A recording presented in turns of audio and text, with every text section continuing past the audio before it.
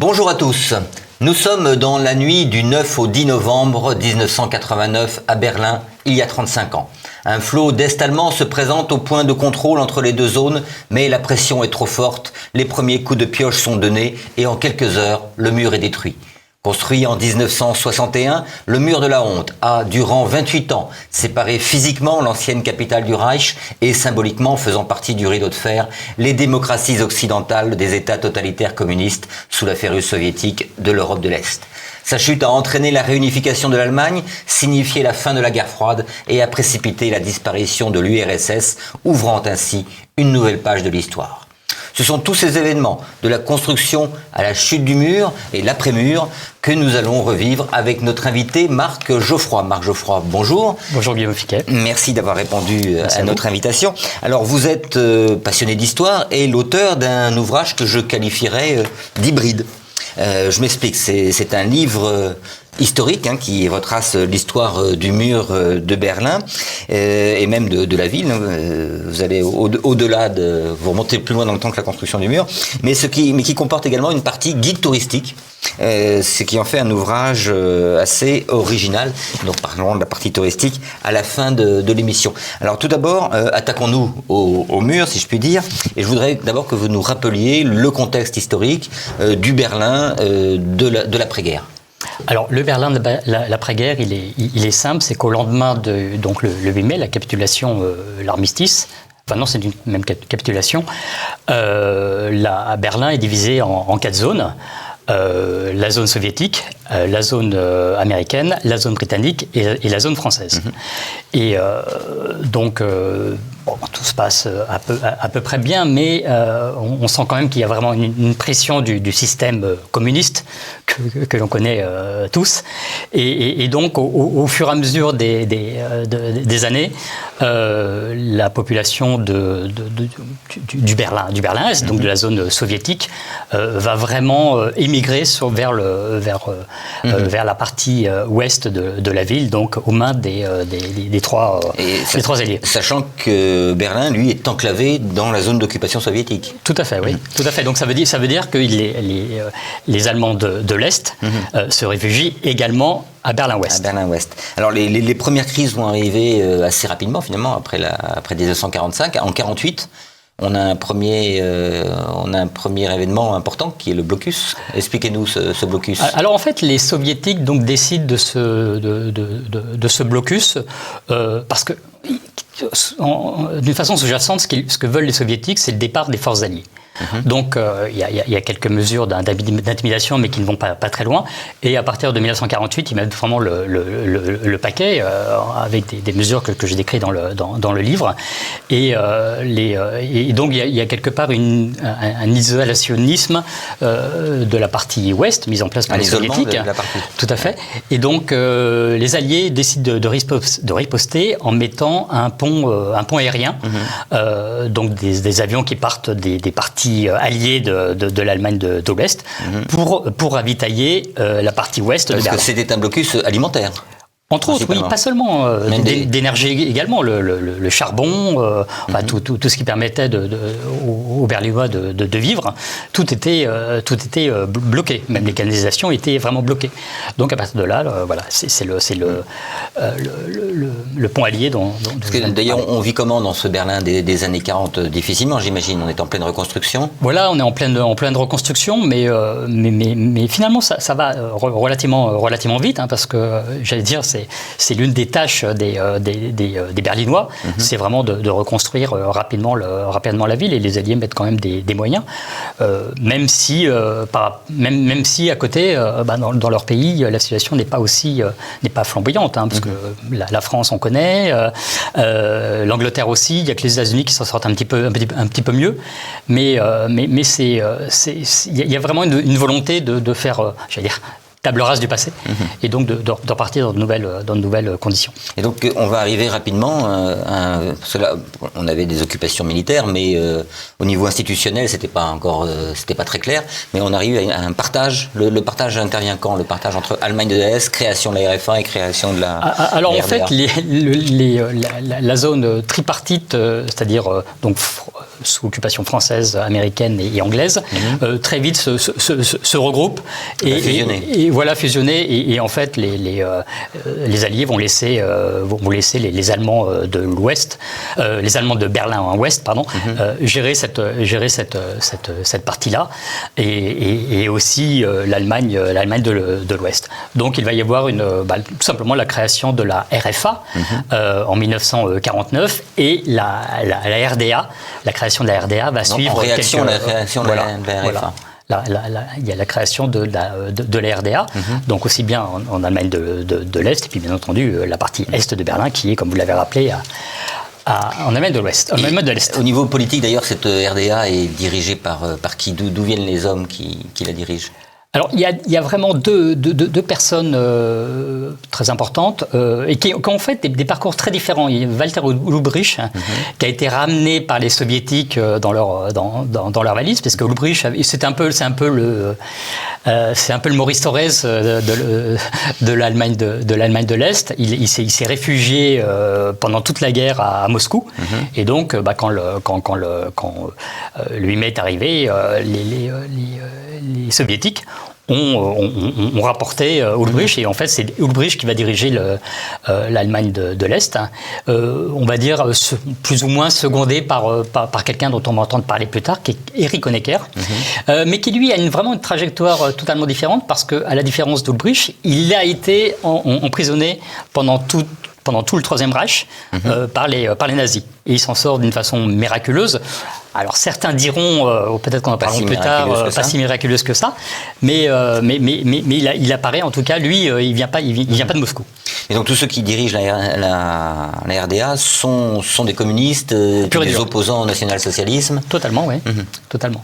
Mais vraiment des communistes de longue date. Oui, d'avant. Donc je crois qu'Ulbricht et Honecker ont pris leurs premiers engagements à l'âge de 16 ans ou quelque chose comme ça. C'est vraiment précoce. Donc ce partage des Allemagnes, et à Berlin, on a une première insurrection. En juin 53. Oui, elle est provoquée par quoi, cette insurrection? Alors en fait, elle a lieu effectivement le 16 juin 1953, et elle est provoquée par des ouvriers qui entament un chantier sur ce qui s'appelle à l'époque Staline Alley, et qui parce que les conditions de travail, en fait, le gouvernement parce que dans la genèse de cette histoire, c'est que l'économie est-allemande est déjà très moribonde, parce que bien entendu c'est le collectivisme, et c'est tout ce qu'on connaît, et donc les conditions de travail sont très dures, et j'allais dire la devise un petit peu du gouvernement est-allemand, c'est travailler plus pour gagner moins. Donc à un moment donné, les ouvriers se révoltent, et ça aboutit donc à cet événement du 16 juin 1953. C'est une grosse manifestation qui est réprimée. Oui, parce qu'elle éclate après dans tout Berlin-Est, et elle est bien entendu réprimée férocement avec l'appui des soviétiques. Mais pendant cette période, dans les années 50-60, enfin toutes les années 50, il y a encore une libre circulation des personnes entre les deux zones? Alors oui et non. Oui, parce qu'il n'y a pas vraiment de frontières, mais il y a quand même des contrôles, parce qu'il y a quand même quelque chose d'important, c'est le marché noir, parce que bien entendu il y a une profusion de produits à l'ouest et pénurie à l'est, donc les autorités veulent contrôler, et il y a quand même des contrôles, je veux dire, plus que sporadique, il y a quand même des contrôles humains, mais ça reste de l'ordre de la patrouille, pas vraiment du mur ou des barbelés. Parce que les chiffres que vous donnez sont impressionnants. 19 millions d'habitants dans la RDA, 3 millions vont s'enfuir. Oui, tout à fait, entre 1949, je prends mes lunettes parce que je regarde le graphisme. Je vous en prie, moi je les enlève, on n'a pas les mêmes corrections. du livre, et donc c'est tout à fait ça, voilà ce qui aboutira d'ailleurs à la construction du mur de Berlin. Et donc cet exode, ce sont quoi? Ce sont des familles, des jeunes ce qu'on peut qualifier de forces vives, les médecins, les avocats, vraiment les personnes qui ont on va dire une haute place dans la société, vraiment les forces vives. Et les autorités est-allemandes ne font rien pour les enfin, je veux dire, est-ce qu'il y a des incitations à rester ça? Je veux dire, est-ce qu'il y a la contrainte, mais est-ce qu'on peut oui, les inciter il y a quelques incitations. On essaye de favoriser l'habitat. Il y a des constructions d'HLM. D'ailleurs, Karl Marx Allais, qui a succédé en dénomination à Staline Allais. Maintenant, quand vous allez à Berlin, vous avez des immenses immeubles, des immenses barres d'immeubles de 15, 20 étages. Et donc, à l'époque, c'était le summum du confort. Donc, mais en fait, ça ne suffit pas. Et en fait, le mur aurait pu être construit 8 ans plus tôt. Il y avait Staline, au début de 1953, avait donné son accord pour qu'il y ait une frontière physique entre les deux Berlins. Et Staline décède le 5 mars 1953, donc c'est reporté. Après, il y a Khrouchtchev, donc la déstalinisation. Et puis, voilà, on enfouit un petit peu le projet. Mais en conclusion, on peut dire que les Berlinois ont eu 8 ans de sursis grâce à la mort de Staline. Mais alors, donc pendant ces 8 ans, ce sont les dirigeants est-allemands qui pensent à ça, ou est-ce que le mur a été construit sur instruction des soviétiques? Non, ce sont tout ça se conjugue, mais c'est essentiellement le souhait des dirigeants est-allemands, parce qu'encore une fois, les forces vives partent. Et rien ne permet d'endiguer. Je le montre sur le graphique. Voilà, le graphique est parlant, c'est qu'il n'y a pas vraiment de, il y a pas vraiment de chute. S'il y a une chute naturelle, parce que finalement, à un moment donné, tout ce qui pouvait partir était déjà parti. Donc, on connaît la date de l'édification du mur, au mois d'août 61. Ouais. Donc, il y a un projet qui est dans les cartons. Et ça se prépare comment, ce projet qui porte le doux nom de projet Rose? Alors, bien entendu, il faut à un moment donné rassembler. Il y a tout un côté logistique. Bien sûr. Donc, je vous épargne les détails, mais les fils de fer barbelés, les briques. Donc, il y a vraiment, c'est vraiment préparé depuis de longs mois, ce qui permet y compris les plans, parce qu'à un moment donné, on en parlera peut-être plus tard, c'est que même les rails de tramway, on cisaille et puis on arrête la circulation. Donc vraiment, on va dire, sur le plan de la logistique, c'est très bien préparé. Et donc, ça permet aux autorités est-allemandes, dans la nuit du 12 au 13 août, vraiment de construire alors ce qui n'est pas encore un mur, mais cet espace, cet ensemble de barbelés. Une première barrière. Ouais. Donc dans votre livre, effectivement, vous consacré tout un chapitre donc à la construction, à l'installation du mur. On le suit pratiquement heure par heure. Ouais. C'est assez fascinant. Donc ça se fait. On est en plein mois d'août. Période de vacances aussi, peut-être. Ouais. Il fait chaud et surtout c'est un samedi, un dimanche. Oui, c'est un samedi soir. Un samedi soir. Ouais. Donc c'est là. Comment ça se passe concrètement? Parce que donc on a déjà déterminé le tracé à l'avance, j'imagine, qui suit des rues. Où il a fallu détruire des immeubles, peut-être. Alors pas dans les médias, mais on coupe carrément des rues. Alors bien entendu des lignes de tramway. Alors comment ça se passe concrètement? Des gardes frontières qui arrivent, des soldats qui arrivent? Alors installent des barbelés. Après construisent un semblant de mur. C'est-à-dire c'est un mur qui arrive, j'allais dire, à hauteur de, même pas à hauteur d'homme, qui fait un mètre de haut, et puis on installe alors je suis pas un grand spécialiste du bâtiment, mais voilà, après il y a des fils de fer qui sont, des fils barbelés qui sont tressés, histoire d'isoler Berlin-Est de Berlin-Ouest. Alors j'imagine que ces quartiers étaient des quartiers mixtes, c'est-à-dire les gens circulaient d'une rue à l'autre. Est-ce qu'il y a un moment de latence où les gens peuvent encore rentrer chez... En fait, tout n'est pas homogène. On ne peut pas dresser. C'est plus de 100 km. Donc, il y a encore des endroits poreux. Mais tout ça, ça se met vraiment, se contrôle vraiment très, très, très rapidement. Et donc, ça devient de moins en moins hermétique. Alors, on voit des photos ou même des vidéos où des personnes arrivent encore à franchir, à sauter par-dessus des rouleaux de fils de fer barbelés. Mais très vite, très vite, ça s'estompe et ça s'arrête. Mais j'imagine parce que ce sont des familles qui habitent à Berlin, on peut très bien avoir son cousin qui est à l'autre bout de la ville, et le samedi, aller passer le samedi soir chez lui, le dimanche matin, On justifiait son domicile. Oui, voilà, si on a des bonnes raisons de rentrer dans l'une ou l'autre partie, ça va. Mais ça donne des drames, parce que des personnes n'ont pas de domicile fixe ou même, et comme vous l'expliquez, on va voir la famille et ça donne lieu à des drames, à des drames, parce que c'est à l'intérieur de familles, ce sont des amis, ce sont des relations. Et donc, oui, on le voit d'ailleurs sur les même pour le travail, j'imagine. Oui, le travail, c'est... Alors, déjà, le travail, le dimanche, en règle générale, on ne travaille pas trop. Dans la semaine, mais après, oui, ça va être la grande interrogation des Berlinois de l'Est et de l'Ouest. Mais là encore, c'est assez... À partir du moment où on peut justifier d'un travail, ça se passe. Et donc, le dimanche, la ville se retrouve coupée en deux. Totalement. Alors, comment réagit la population? Il y a un effet de sidération? De sidération, d'effroi, il n'y a pas...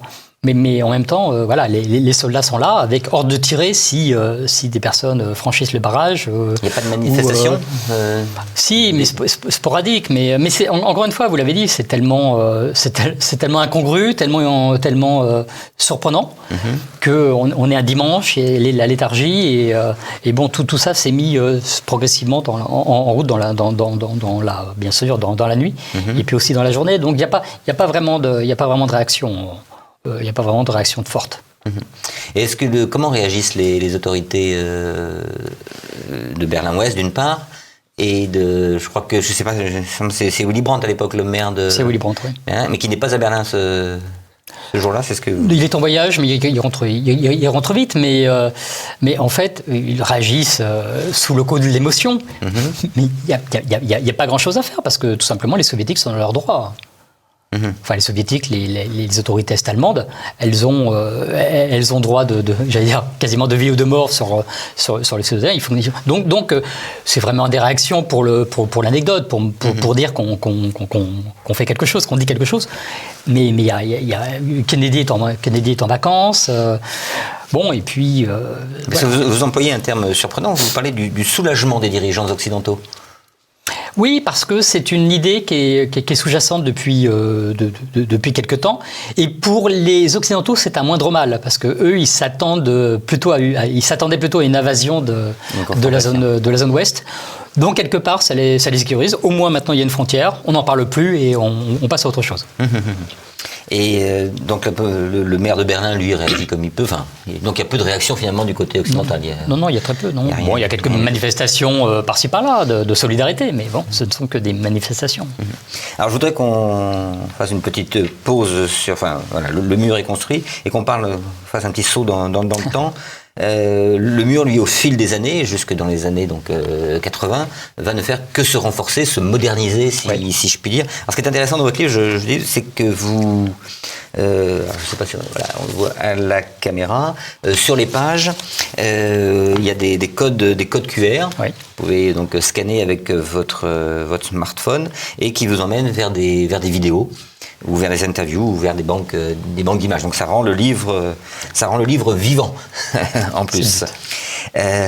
Donc ce mur, d'abord c'est une barrière de barbelés, un petit mur qui arrive à hauteur de poitrine, et il ne va que se renforcer. C'est une véritable industrie. Alors non seulement c'est une véritable industrie, mais il pourrait y avoir certaines inventions primées par le concours Lépine, parce que c'est vraiment le nec plus ultra qui est mis au service du mur. Et d'ailleurs, ça va considérablement amputer les finances de la RDA, ce qui explique aussi la déliquescence dans laquelle le pays va tomber, parce que le mur coûte très cher. C'est pas cher, c'est vraiment très cher. Et cher en matériel, en tout. Il faut en hommes, et puis à chaque fois, c'est de nouvelles innovations techniques. On a agrandi les espaces. Voilà, il ressemble à quoi ce mur à la fin de... Une horreur. Une horreur, oui. En fait, c'est un mur qui il a vraiment sa dénomination de mur, puisqu'il mesure plus de 3 mètres de haut. Et en fait, on peut considérer qu'il y a deux murs.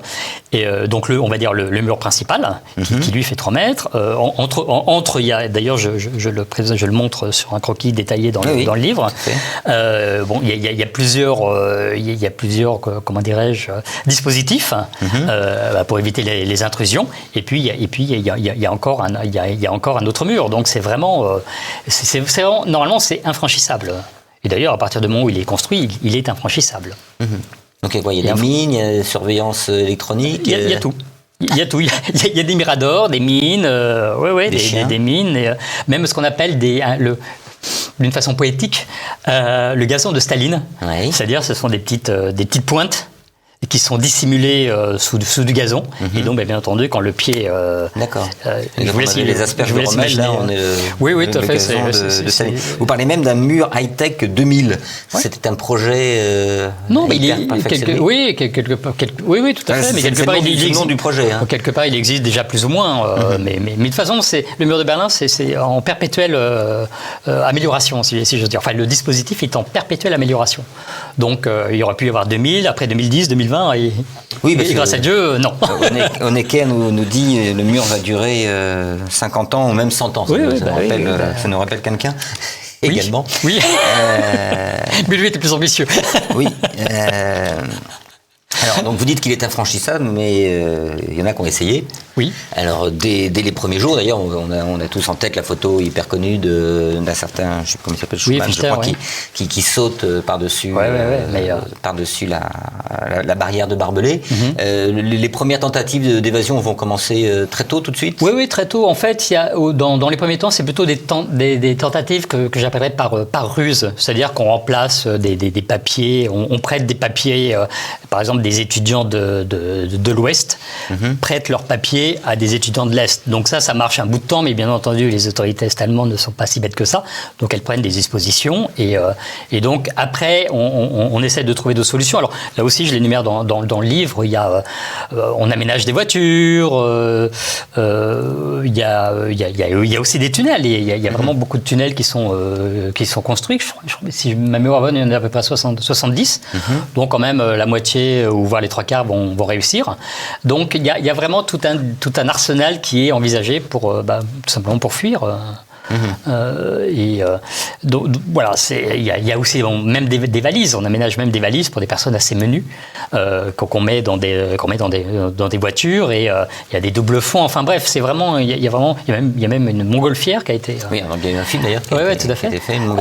Donc voilà, tous les possibilités sont mises. Mais il y en a qui essaient quand même de le franchir, si je puis dire, à l'ancienne, c'est-à-dire en escaladant, en courant et en réescaladant. Ouais, mais ça devient de plus en plus compliqué. Alors celui dont on parle, Fechter, c'est 1962 ou 61, au début. Donc là, le dispositif est pas encore, mais à la fin, c'est plus franchissable. C'est infaisable. Là, il faut vraiment soit creuser en dessous, soit passer par-dessus, soit... Oui, tout à fait. Alors, entre-temps, il y a quand même...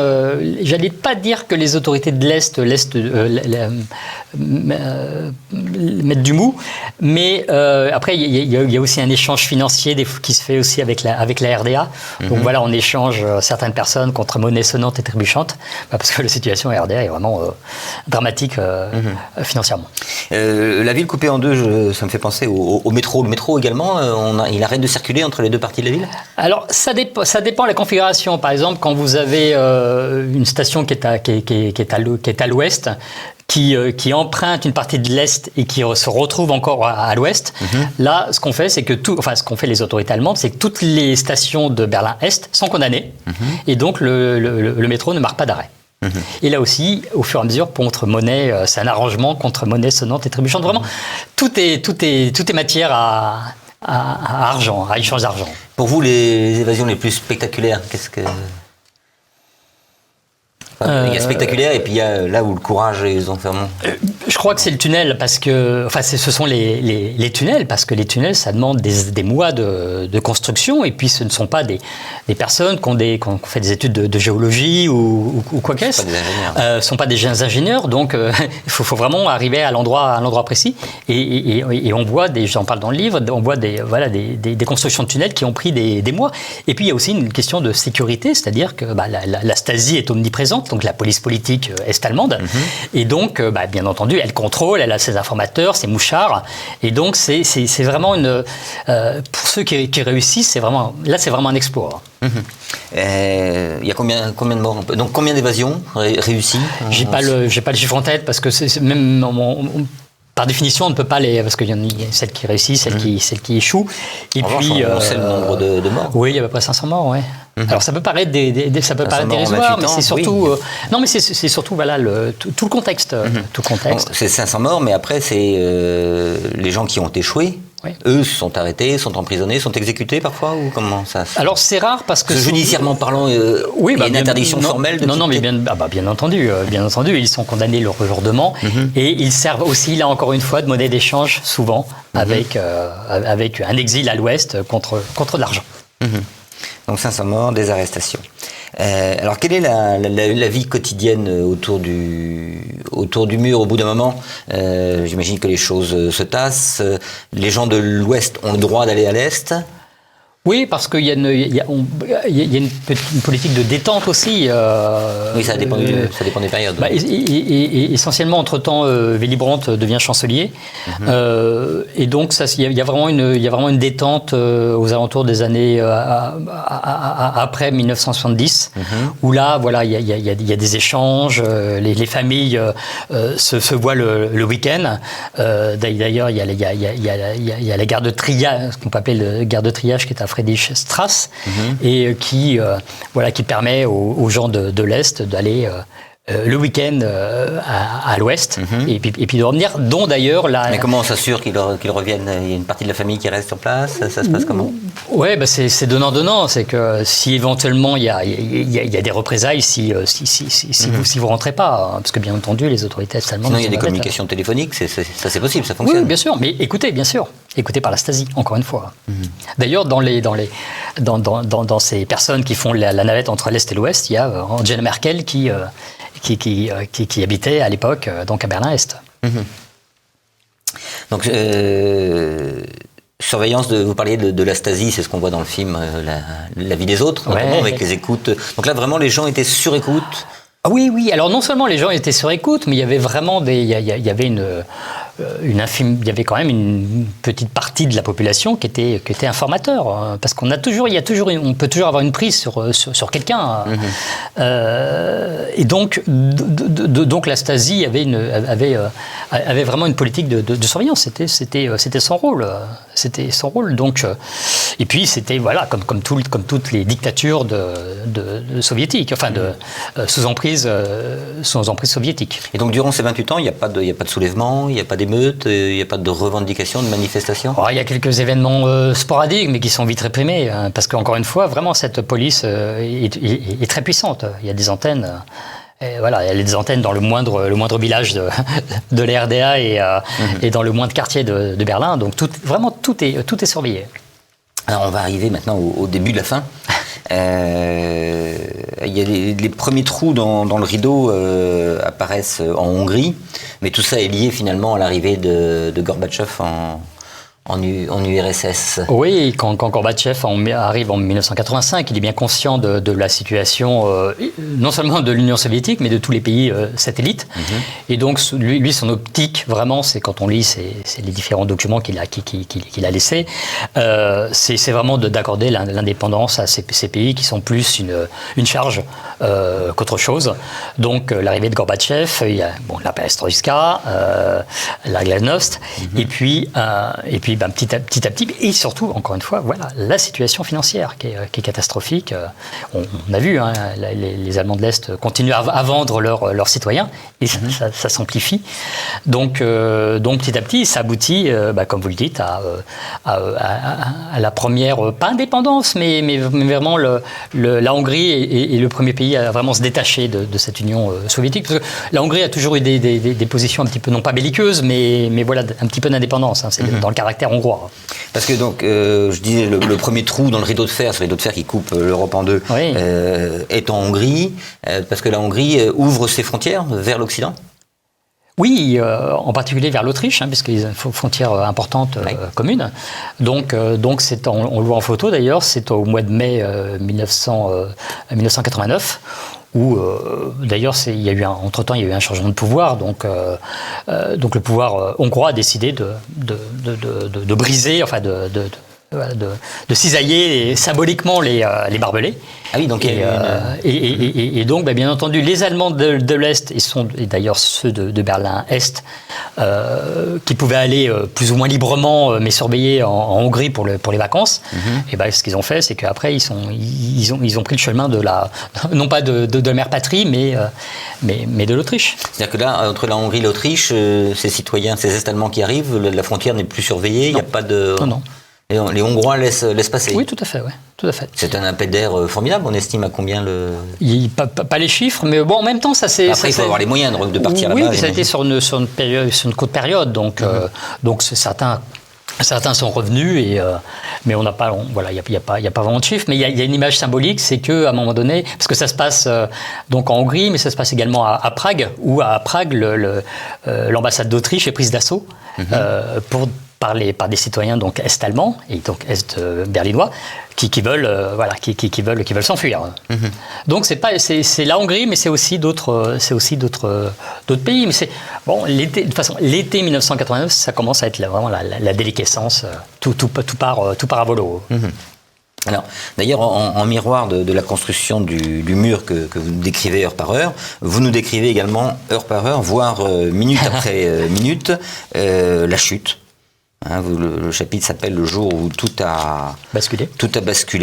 C'est vrai qu'on peut dire que personne ne s'y attendait. Déjà, la situation politique en RDA, il y a un changement de pouvoir en RDA quelques semaines auparavant. Parce que Gorbatchev est venu assister aux 40 ans de la naissance de la RDA, donc ça c'est en octobre 1989. 7 octobre, oui. Et quelques jours après, Honecker est plus ou moins, il y a un coup d'État, donc est plus ou moins destitué, et il est remplacé par Egon Krenz. Bon, qui est un nomenclaturiste, il lui aussi il a bercé depuis tout petit dans le communisme.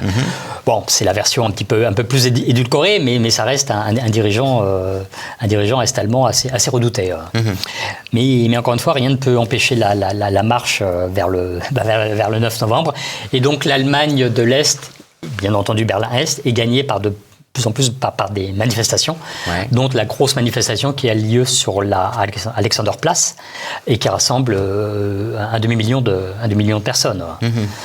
Et à partir de là, ça commence à... Il y a une opposition politique structurée qui émerge. Oui, parce que... Alors, structurée, oui et non. Déjà, il y a les églises sont très fortes. Donc, ce sont elles qui ont pu, quelque part imposer une résistance au pouvoir.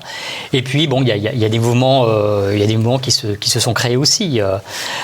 Donc tout ça arrive à plus ou moins à se fédérer. Mais j'allais dire, c'est plus le sens de l'histoire qui a contribué à la chute du mur de Berlin que vraiment la conjugaison de ces forces. Elles y ont contribué, c'est sûr, mais voilà, c'était plus le sens de l'histoire. Alors, le jour où tout a basculé, alors là, vous commencez à 9h du matin. Oui. Donc allez-y, racontez-nous la journée. Oui, on commence à 9h. En fait, ce que demande la population est-allemande et les Berlinois de l'Est en particulier, et vous terminez à 23h. C'est de pouvoir voyager comme bon me semble, et surtout à l'Ouest, parce que c'est quand même là où il y a l'économie est florissante, et donc il y a les produits qu'on souhaite tous avoir. Donc il y a une réunion sur la politique des visas, donc il y a quelques fonctionnaires qui prennent des décisions, qui les présentent à Krenz, qui accepte. Et tout ça s'est noyé un petit peu parce qu'il y a une réunion dans l'après-midi du Politburo. On décide, oui, finalement on va accorder des visas, mais on va les accorder seulement aux gens qui ont un passeport. Et c'est 20% de la population. Et puis surtout, on va essayer d'étaler ça dans le temps, parce que bien entendu, la nécessité, c'est de gagner du temps. Donc, voilà, c'est la décision qui est prise au sein du Politburo aux alentours de 15-16 heures. Mais le problème, c'est que Günther Schabowski, qui est le porte-parole de la RDA, lui passe sa journée à répondre aux journalistes. C'était à 17h45, voilà. Il y a une conférence de presse. Oui, mais en amont, ce que je voulais préciser, c'est qu'il n'a pas vraiment assisté aux réunions du Politburo, donc il ne sait pas trop ce qui se passe. Donc, finalement, juste avant la conférence de presse, qui est dans un autre lieu où se tient le Politburo,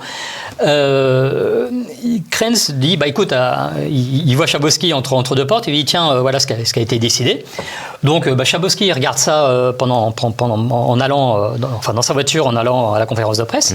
Et puis, il y a la conférence de presse, patati, il y a beaucoup de questions qui sont posées. Donc, Schabowski répond avec les éléments d'usage. Et puis, il y a la fameuse question. Alors là aussi, je reprends, voilà, ne mettez pas vos lunettes. À 18h53. Une question posée par un journaliste italien. Tout à fait. Monsieur Schabowski, vous ne pensez pas que le projet de loi sur les voyages présenté il y a quelques jours était une erreur?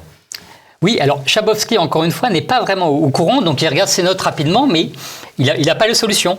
Et donc, je ne sais pas. Alors, soit c'est le subconscient, l'inconscient qui réagit. Bon, bref, c'est que Schabowski dit à la réponse du journaliste, oui, ça va se faire. Alors, le journaliste insiste, oui, mais quand? Et puis Schabowski, il n'a pas la réponse, donc il dit tout de suite. Et alors là, bien entendu, alors c'est pas l'AFP, c'est l'Associated Press qui reprend cette phrase historique, qui la diffuse, et à partir de là, ça fait la une du journal ouest allemand, qui est quand même capté. Parce que là, il est 19h, donc là, on est vraiment. Oui, c'est des actualités. À l'époque, c'est la télévision est omniprésente. Et donc, c'est l'heure des actualités. Donc, c'est repris par la télévision est-allemande également? Alors, ouest-allemande, également est-allemande, mais pas dans les gros titres, mais on en parle quand même. Et puis là, voilà, c'est. Après, il y a une réaction en chaîne. Il y a des personnes qui se massent de plus en plus aux abords du mur de Berlin. Et pour faire court, à 23h37, là, c'est à Bollomer Strasse. Non, parce qu'à 21h, donc les gens commencent à se rassembler. Ouais.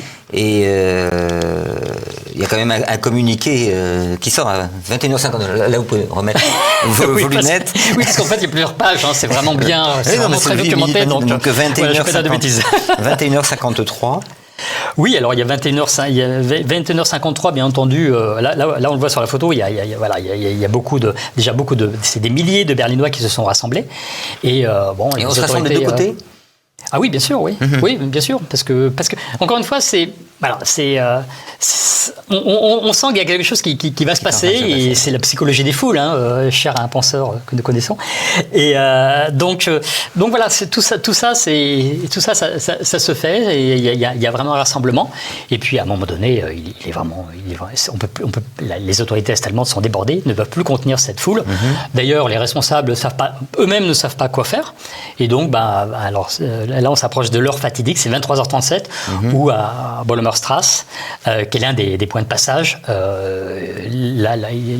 l'officier supérieur, qui est Harold Jäger, prend la décision vraiment d'ouvrir, parce que de toute façon, c'est pas possible. On peut plus résister, les dispositifs ne peuvent plus tenir. Et là, ça passe. J'ai exagéré un petit peu dans mon introduction en disant qu'à minuit, le mur était détruit. Le mur n'est pas tombé d'un seul coup. Symboliquement. On a quand même donné ce soir-là des coups de pioche. On voit des pans du mur qui tombent quand même. Il n'était pas très solide à certains endroits finalement. Non, pas vraiment le soir, parce que je pense que le soir, les Allemands les Berlinois de l'Est n'ont qu'une envie, c'est d'aller voir à l'Est ce qui se passe, à l'Ouest ce qui se passe, et donc de goûter les plaisirs, d'autant plus que la population berlinoise de l'Ouest, qui est de l'autre côté, les accueille à bras ouverts. Donc il y a vraiment, vous vous rendez compte, c'est des ça se passe comment? On a l'impression que ce sont des enfants qui sont aux vitrines de Noël, devant les grands magasins. Complètement. Et en plus, quelle est l'ambiance à ce moment-là? En plus, les bars ouvrent leurs portes, servent des bières gratuites. Bien entendu, entre autres à leurs frères de l'Est. Donc il y a vraiment vous imaginez une ville sous chape de plomb pendant 28 ans, et puis d'un seul coup, la pression se libère. Donc il y a vraiment un accueil, plus qu'enthousiasme. Il y a plus de mots pour décrire la situation. Et d'autant plus que dès le lendemain, le gouvernement ouest-allemand donnera 100 Deutschmark à tous ceux qui franchiront le mur qui est là, est vraiment éventré pour. Et donc là, ces gens, la nuit terminée, la fête terminée, rentrent chez eux, j'imagine, à l'Est, pour la plupart. Oui. Est-ce qu'il y a une forme de gueule de bois le lendemain matin? On peut imaginer. Non, mais gueule de bois réelle et politique. Gueule de bois politique, oui, parce qu'encore une fois, les autorités mais que ça soit à l'est ou à l'ouest, même si la Stasi est ultra puissante, on n'a pas, on n'a pas saisi que quelque chose d'énorme se passait. Et en plus, le 10 novembre, Gorbatchev, bien entendu, est informé. Et il ne pipe mot, c'est-à-dire qu'il ne donne aucune instruction. Donc les Allemands de l'Est, les autorités allemandes de l'Est ne savent pas très bien quoi faire. Et puis encore une fois, voilà, c'est le flot. Donc après, il y a des... Parce que dans les jours qui suivent, ça ne va pas cesser, j'imagine que les gens... Oui, mais bon, après, il y a des allers-retours et puis il y a de moins en moins de, il y a de moins en moins de contrôle. Et là, physiquement, le mur est abattu par les Allemands de l'Est? Pas tout de suite. Il y a des passages, qui sont bien entendu détruits, mais c'est des petits passages qui permettent de passer. Et puis après, bien entendu, en allant vers la réunification qui aura lieu l'année suivante. Vous parliez de la Stasi tout à l'heure. Est-ce que la Stasi l'a peut-être vu venir et comment elle réagit? C'est-à-dire, est-ce qu'elle commence à détruire les documents? Est-ce qu'il y a des gens qui vont se retrouver quand même en grande difficulté du fait de leur activité? Alors oui, elle commence notamment dans ce qui est devenu maintenant le musée de la Stasi, qui est vraiment une très grande bâtisse avec des satellites. Mais très vite, la population, alors les forces vives de Berlin, de Berlin-Est, arrivent à empêcher la destruction de documents, et c'est là où on s'apercevra qu'il y a beaucoup de personnalités qui sont compromises, y compris des grades militaires, enfin des dirigeants de l'Allemagne de l'Ouest, qui ont été des mouchards de la Stasi. Est-ce qu'il y a une forme de, j'allais dire entre guillemets, d'épuration du fait de l'épuration sauvage, du fait de la population? Est-ce qu'il y a des actes de vengeance? Est-ce qu'on sait? Oui, mais c'est limité. C'est limité parce que les Allemands de l'Ouest considèrent les Allemands de l'Est comme leurs frères. Et donc, non, je parle de vengeance d'Allemands de l'Est contre d'autres Allemands de l'Est qui auraient pu collaborer, enfin qui ont collaboré avec la Stasi. Non, tout ça, c'est... Alors, encore une fois, c'est peut-être des choses sporadiques, mais c'est pas, c'est pas unitaire, et c'est vraiment marginal. Donc le mur est tombé. Je laisse nos téléspectateurs se renseigner mieux pour ce qui se passe après. Donc après, c'est la réunification, réunification allemande, la chute de l'URSS, et l'histoire continue. Et je voudrais revenir à votre livre. Je disais dans mon introduction que c'était également un guide touristique. Alors, j'ai trouvé ça très original. D'abord, vous le mettez au début du livre. C'est pas à la fin. Oui. Et c'est vraiment un petit clin d'œil à l'histoire. Vous nous donnez 89, comme 1989, je suppose, 89 lieux de mémoire. Avec donc une petite description, un vrai petit guide touristique. Donc c'est votre guide touristique, c'est le fruit de vos voyages à Berlin. En fait, l'idée c'était de répondre à une interrogation, c'est comment on pouvait découvrir l'histoire du mur de Berlin à travers des lieux que j'appelais de mémoire, mais qui sont des lieux emblématiques. Et en fait, ça répond à mon premier voyage où là, je n'avais rien. Et je voulais vraiment quelque chose qui permette de pouvoir faire un parcours, et non pas un parcours, mais en fait, le livre, c'est 89 lieux de mémoire, mais disséminés dans 14 parcours. Il y a 14 parcours, 14 et qui permettent, qui sont, d'ailleurs, je les ai mis dans l'ordre pour qu'on puisse suivre le parcours sans... Alors, il y a des codes QR qui permettent de se positionner aussi. Donc, codes QR qui vous permettent, d'avoir des informations sur le lieu, d'ouvrir sur votre téléphone, et d'avoir la localisation. D'avoir la localisation et pouvoir vous diriger facilement. Donc ça, c'est extrêmement pratique. Donc 14 parcours. Si j'avais que 2-3 jours à passer à Berlin, un long week-end comme on dit, qu'est-ce qu'il faut aller voir? Les lieux les plus émouvants, symboliques?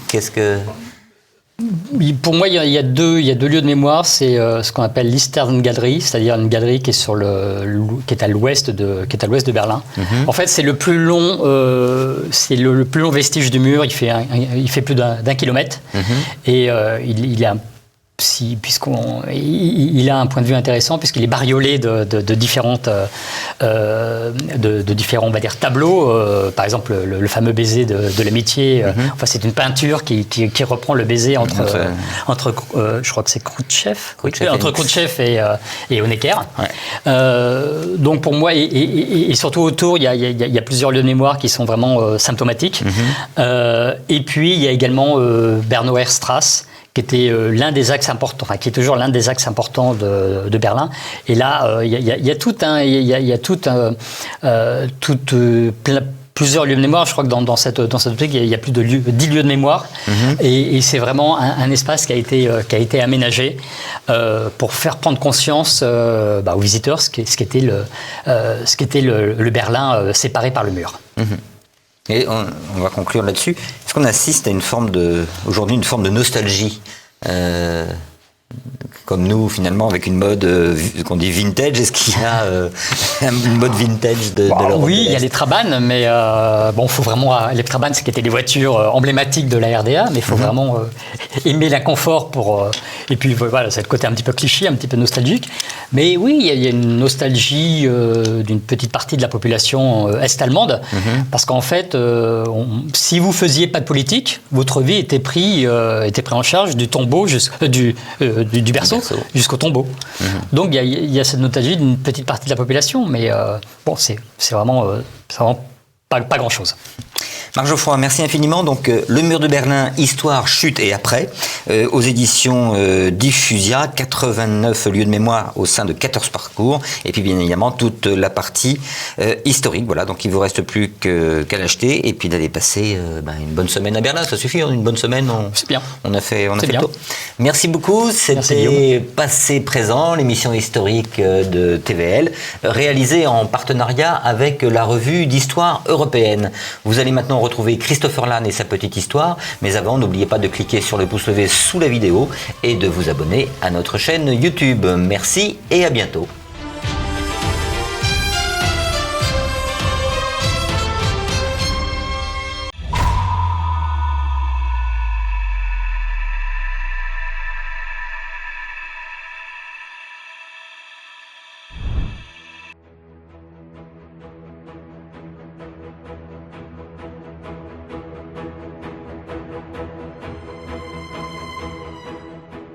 Bienvenue. Aujourd'hui, on va parler d'un grand homme, une des grandes figures de l'épopée coloniale et des troupes coloniales, créateur d'empire, maréchal, défenseur de Paris.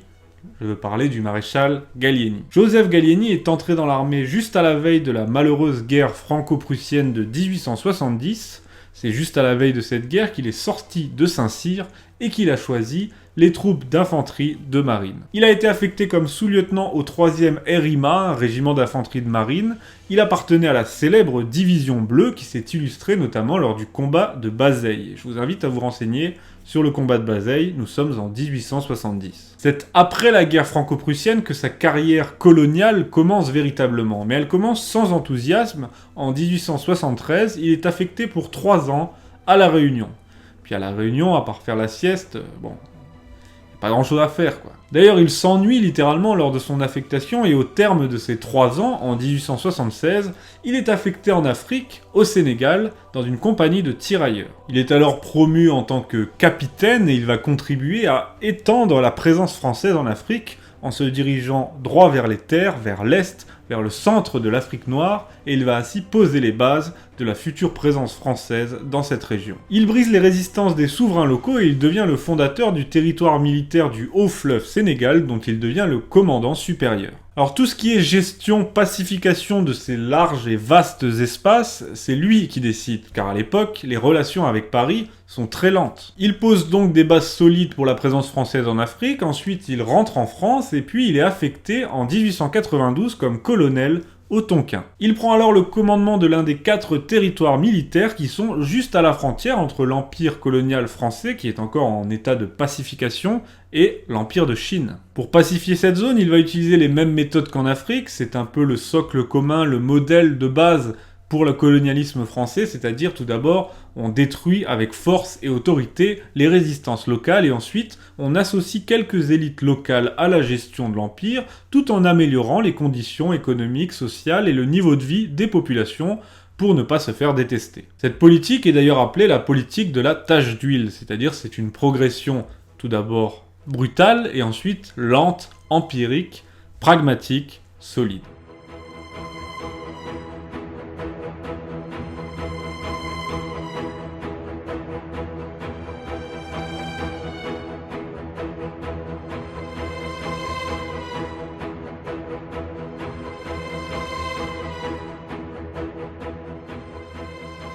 En 1896, il est envoyé à Madagascar en tant que commandant en chef et il applique encore la même politique, c'est-à-dire très dure et répressive au début, et ensuite il favorise l'enseignement et le commerce. Par exemple, pour illustrer ça, disons que tout d'abord, il fait fusiller toutes les résistances, tous les chefs de la résistance à la présence française, et ensuite il fait bâtir des routes et des marchés pour désenclaver certains villages et améliorer les conditions de vie des autochtones. Et ça, c'est toute la nuance, toute la subtilité de l'épopée coloniale française, c'est-à-dire que retenir uniquement les aspects positifs comme les routes, le développement du commerce, des hôpitaux, des écoles, etc., eh bien c'est assez idéalisé, et c'est occulter l'autre partie, et d'autre part, ne retenir qu'à charge les périodes de tension où on a fait intervenir l'armée, où on s'est imposé avec autorité, c'est-à-dire au début, c'est également une vision malhonnête de la colonisation. Gallieni est de retour en France en 1905, il a alors déjà publié plusieurs ouvrages sur ses expériences coloniales et il est considéré comme l'un des grands chefs militaires du moment, il a acquis une certaine notoriété. Dans les années qui précèdent la Grande Guerre, il est affecté à différents commandements métropolitains, comme par exemple en 1906, le commandement militaire de Lyon. Ce qu'il est amusant de relever, c'est qu'en 1911, on lui propose de devenir chef d'état-major général et qu'il refuse cette proposition puisqu'il dit qu'il ne lui reste que 2 années de service et donc qu'il ne pourrait pas entreprendre de grands projets. Il favorise alors la nomination d'un certain Joffre, dont on va réentendre parler par la suite, et au printemps 1914, eh bien, il se retire dans le Var, où d'ailleurs à cette période il perd son épouse. Vous vous en doutez bien, Pépère il va pas rester longtemps à la retraite, et dès la déclaration de guerre en 1914, il va être rappelé et placé en tant qu'adjoint du général Joffre, qui était son ancien subordonné. Évidemment, ça va donner lieu à une situation assez compliquée, et comme les deux sont de fortes personnalités, ça ne va pas très bien marcher. À la fin du mois d'août, il va donc être nommé en tant que gouverneur militaire de Paris et commandant des troupes de la capitale. C'est d'ailleurs à cette occasion qu'il va prononcer la phrase restée célèbre « J'ai reçu le mandat de défendre Paris contre l'envahisseur ». Ce mandat, je le remplirai jusqu'au bout. Pour ce faire, il va donc multiplier les initiatives pour préparer la défense de la ville et notamment la création de canons automitrailleurs. Comme le gouvernement a quitté la capitale pour se réfugier à Bordeaux, bah oui, il faut pas oublier que c'est des hommes politiques, hein. Gallieni estime nécessaire de créer un cabinet civil dans la capitale. Ça va d'ailleurs beaucoup inquiéter les politiques qui vont le soupçonner de préparer un coup bonapartiste. C'est là qu'on voit les rapports compliqués entre les politiques et les chefs militaires et qu'on voit tous les fantasmes qui peuvent être véhiculés dès qu'un militaire commence à bien organiser son plan, à bien s'entourer, etc. La suite, vous la connaissez peut-être, c'est-à-dire que les Allemands vont bien progresser, mais ensuite présenter leur flanc à la défense de la capitale. Et c'est là que Gallieni va proposer de contre-attaquer en se servant justement de cette position de force. C'est lui également qui va être à l'initiative des taxis de la Marne, alors pour lui c'était une évidence d'utiliser des taxis pour transporter des troupes, et ça reste assez symbolique. Mais il va l'être à l'origine, en tout cas l'un des artisans de la grande contre-attaque qui mènera vers la bataille de la Marne.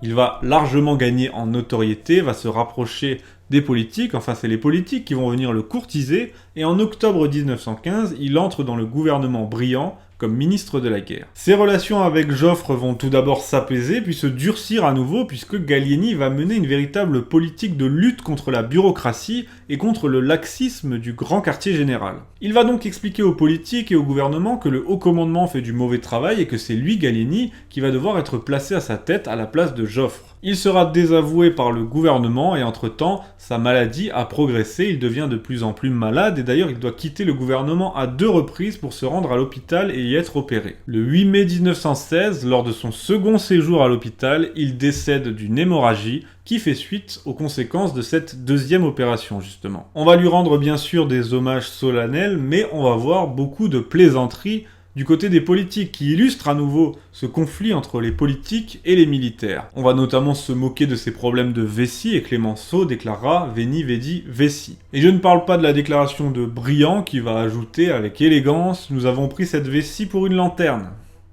Bah bravo. Quoi qu'il en soit, mis à part cette méfiance et ce mépris aussi du monde politique pour les militaires, toujours soupçonnés d'être des ennemis de la République et de préparer un coup d'État tous les 15 jours, eh bien Gallieni va s'illustrer comme un formidable administrateur, un formidable défenseur de la capitale et surtout un formidable bâtisseur d'empire. Merci à tous d'avoir suivi ce nouvel épisode de La Petite Histoire et je vous dis à bientôt pour de nouvelles aventures sur TV Liberté et en audio sur Radio Liberté.